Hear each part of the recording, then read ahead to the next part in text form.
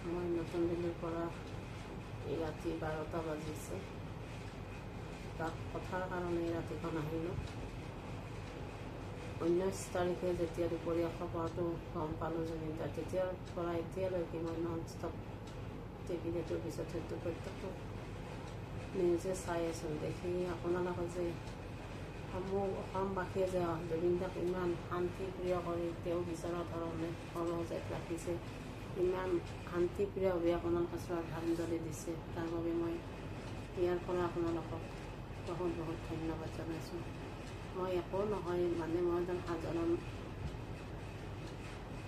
মানুহ, সাধাৰণ লেডি, মানে এটা কথাৰ কাৰণে মই ৰাতিখন আহিলোঁ। মই এনেকৈ ইমান ডাঙৰ মানুহৰ কথা কোৱাৰ মোৰ অভ্যাস নাই। কিবা কওঁতে যদি মোৰ ভুল ভ্ৰান্তি হয়, মই প্ৰথমতে আপোনালোকৰ ওচৰত ক্ষমা প্ৰাৰ্থনা বিচাৰিছোঁ।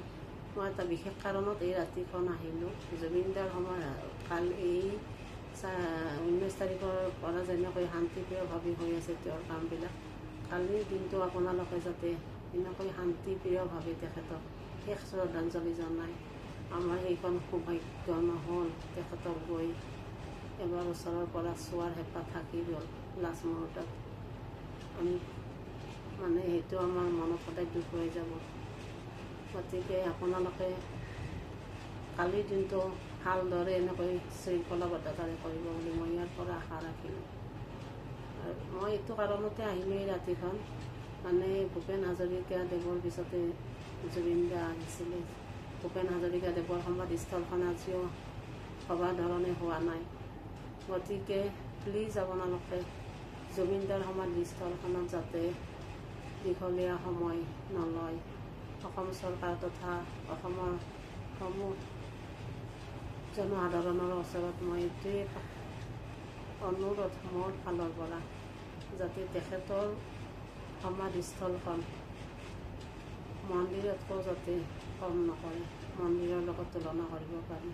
মন্দিৰৰ লগত যেনেকৈ এটা মন্দিৰত গৈ মানে মানুহে এটা শান্তি পায়, মানুহে মনৰ দুখৰ কথা ক'ব পাৰে ভগৱানৰ ওচৰত, তেনেকৈ জুবিনদাৰ ওচৰতো অসমৰ কিবা দুখৰ সময়ত, কিবা হেৰিৰ সময়ত গৈ যাতে সমাধিস্থলত গৈ জুবিনদাৰ লগত যাতে মানুহ মনত হ'ব পাৰে, জুবিনদা আমি অসমত এনে হ'ল, অসমত তেনে হ'ল, মানে এটা আত্মাৰ লগত আত্মাৰ যিটো হেৰি বুলি কয়, সেইটো যাতে বাৰ্তালাপ কৰি গৈ যাতে বহি যেনেকৈ মন্দিৰত গ'লে শান্তি অনুভৱ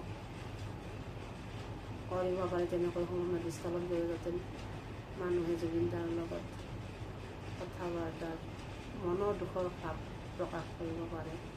আৰু লগতে তেখেতৰ সমাধিস্থলখনত মিউজিয়াম হওক, লাইব্ৰেৰী, এইটো ভবাবিলাকে হয়তো ভাবিছে, মোৰ এইটো আৰু মোৰ মনৰ ভাৱটো কৈছোঁ, চব জুবিনদাৰ যাতে এটা এটা বস্তু সযতনে ৰাখি থৈ দিয়ে, যাতে অনাগত আৰু 100 বছৰলৈকে নতুন প্ৰজন্মক আমিও ক'ব পাৰিম এইজনে আছিলে জুবিনদা, এইটোৱে আছিল জুবিনদাৰ বস্তু। এপদ বস্তু আমি যাতে চিনাকি কৰি দিব পাৰোঁ, তেওঁ গানো হওক, কবিতা হওক, এটা এটা বস্তু।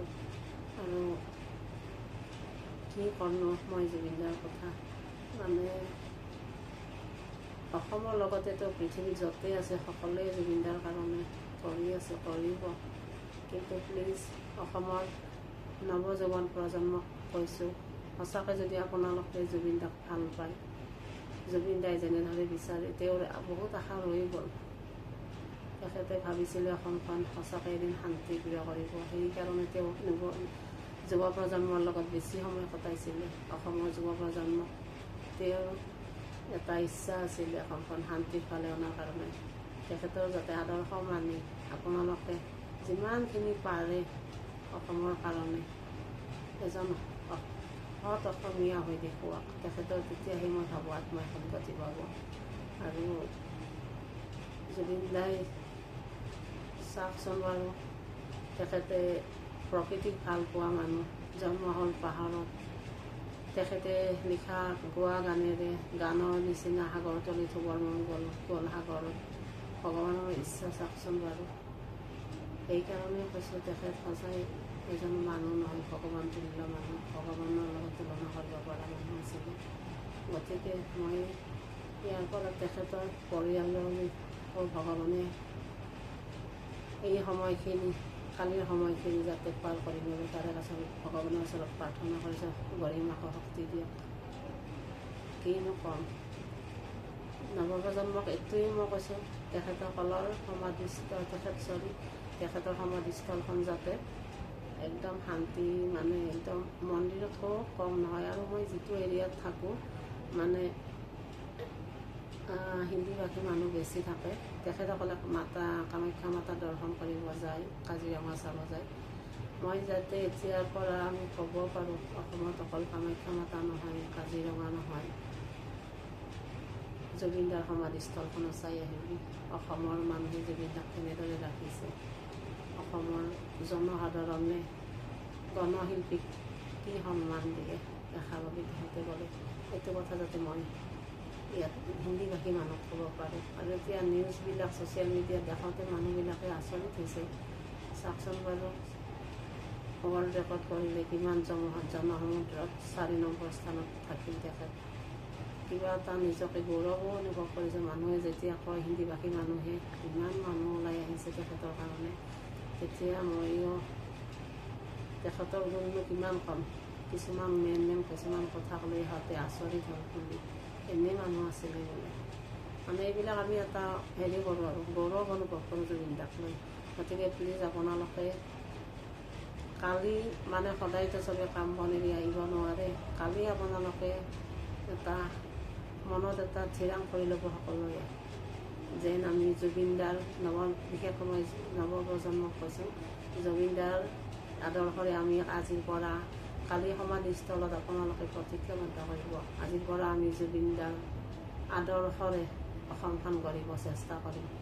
হাই কাজিয়া জুবিনদাই ভাল পোৱা নাছিলে, একতাৰ প্ৰেমৰ বান্ধৰে থাকিব বিচাৰিছিলে।